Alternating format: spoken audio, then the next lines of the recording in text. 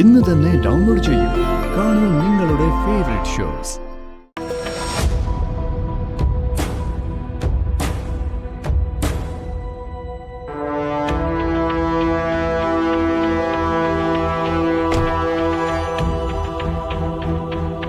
Watch ചേട്ടാ ചേട്ടാ photo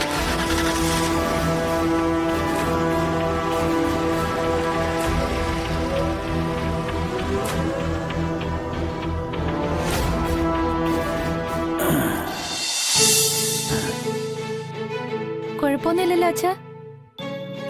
ഇല്ല മോളെ. ഡോക്ടർ എന്ത് പറഞ്ഞു വിഷ്ണുട്ടാ?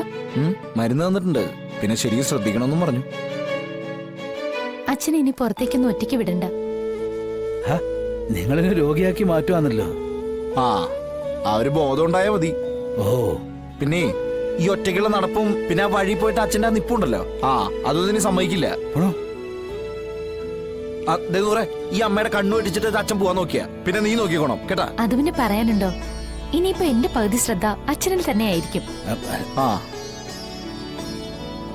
ഇനി ഇതാണ് അച്ഛന്റെ ലോകം. ഇവിടെ നിന്ന് പുറത്തിറങ്ങണമെങ്കിൽ എന്നോട് ചോദിക്കണം, പറഞ്ഞില്ലെന്ന് വേണ്ട. ഉത്തരവ്. അല്ല, എനിക്കങ്ങനെ പറയത്തക്ക ബുദ്ധിമുട്ടുകളൊന്നും ഇല്ലെന്നേ. ആ ഡോക്ടർ എന്തെങ്കിലും പറഞ്ഞു ഒപ്പിച്ചിട്ടുണ്ടെങ്കിലേ അത് അയാളുടെ മരുന്നിലുള്ള പരിപാടിയായിരിക്കും. അതെ.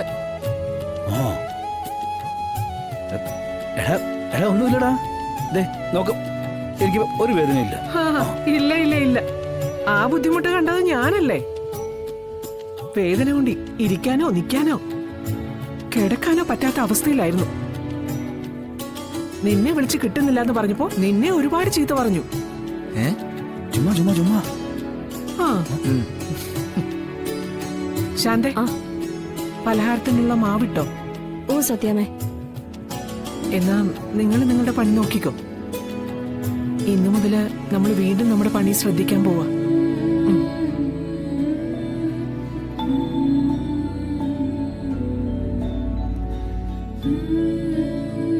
രാഘവേട്ട, കിടക്കുന്നതിന് മുമ്പ് ആ ഷീറ്റൊന്ന് ഞാൻ മാറ്റട്ടെ. കുറച്ചു ദിവസം ആയതല്ലേ.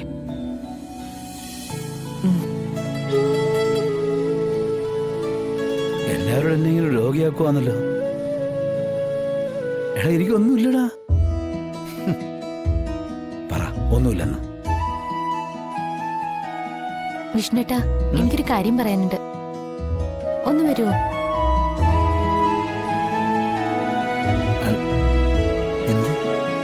എനിക്കങ്ങനെ അറിയാം, നീ പോയി ചോദിക്കും. അടങ്ങിയിരുന്നോണേ.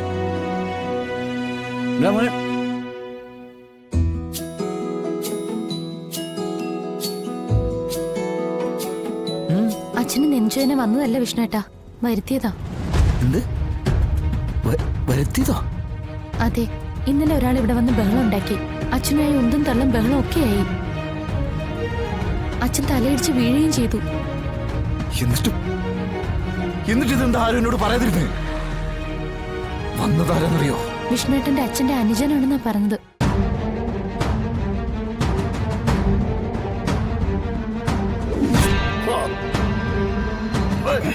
രാഘവേട്ടാ!